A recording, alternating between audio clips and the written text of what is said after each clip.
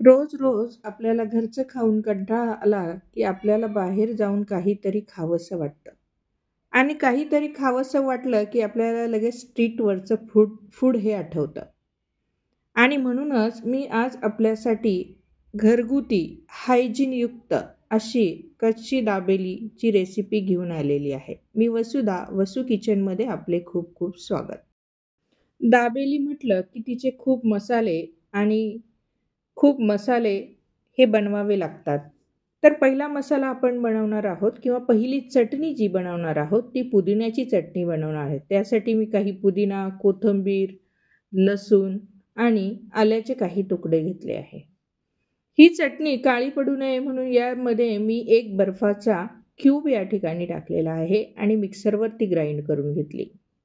आता दुसरी आपण लसणाची चटणी बनवणार आहोत. त्यासाठी मी काश्मीरी लाल मिर्च ह्या गरम पाण्यात 10 मिनिटासाठी भिजत ठेवल्या होत्या. लसणाची मिरची म्हटलं की खूप सारं लसूण त्यामध्ये आपण घालणार आहोत.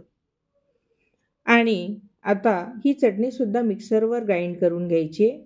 आता आपण या ठिकाणी 2 चटण्या रेडी केलेल्या आहेत. एक पुदिन्याची चटणी आणि एक लसणाची चटणी. लसणाची चटणी बनवत असताना त्यामध्ये मीठ टाकायचं आहे. आता कढईमध्ये मी अ, भाजून सोलून घेतलेले जे दाणे आहे ते दाणे टाकले आणि ते सुद्धा मी आता थोडे रोस्ट करून त्यामध्ये थोडंसं मीठ आणि तिखट तेल हे टाकणार आहे की जेणेकरून तिखट मीठ त्याला व्यवस्थित लागेल. आता आपण बटाट्याची जी स्टफिंगची चटणी आहे दाबेलीतली ती या ठिकाणी तयार करणार आहे. त्यासाठी कढईमध्ये तेल टाकलं आहे.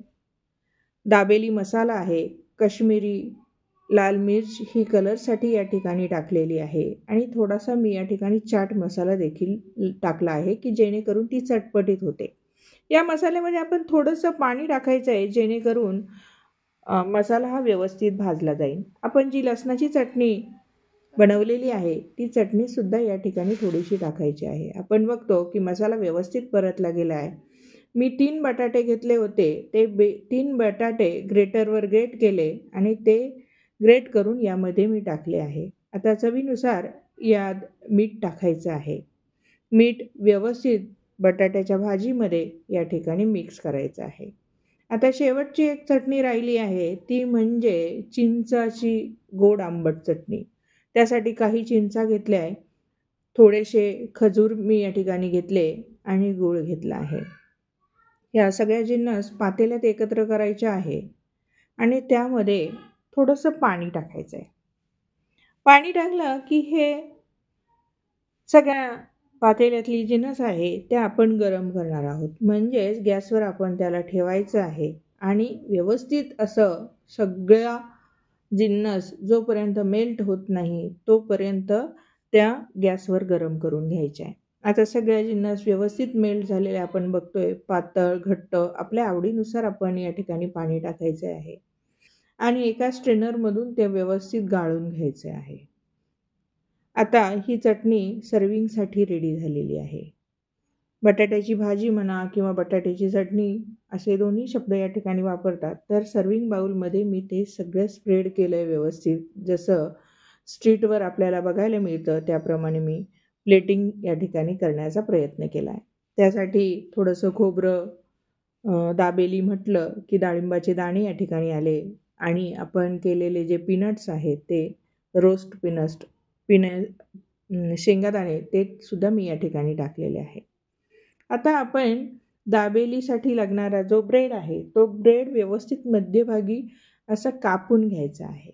एका बाजूने आपण त्या पावाला ग्रीन चटणी तर दुसऱ्या बाजूने आंबट गोड चिंचेची चटणी त्या ठिकाणी लावणार आहोत. व्यवस्थित दोन्ही बाजूने त्या व्यवस्थित अशा स्प्रेड करायच्या आहे की पुदिन्याची चटणी ही तिखट आहे आणि जी चिंचेची चटणी आहे ती आंबट गोड आहे. तर आपण आपल्या आवडीनुसार तिखट, आंबट, गोड जशी टेस्ट हवी आहे त्या प्रमाणात आपण लावून घ्यायचे आहे.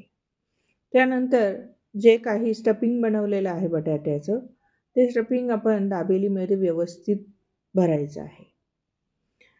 व्यवस्थित भरून झाल्यानंतर त्या ठिकाणी आपण काही डाळिंबाचे दाणे आणि शेंगदाणे या ठिकाणी, रोस्ट केलेले शेंगदाणे या ठिकाणी आपण त्यात टाकायचे आहे.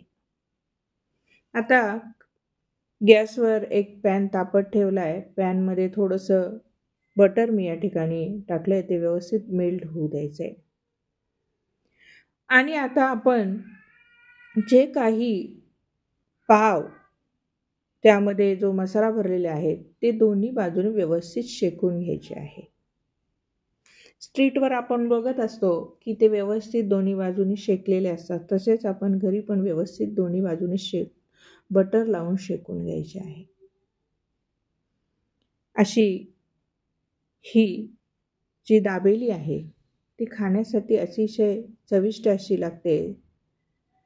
आता ही पहिली बॅच ही रेडी झालेली आहे.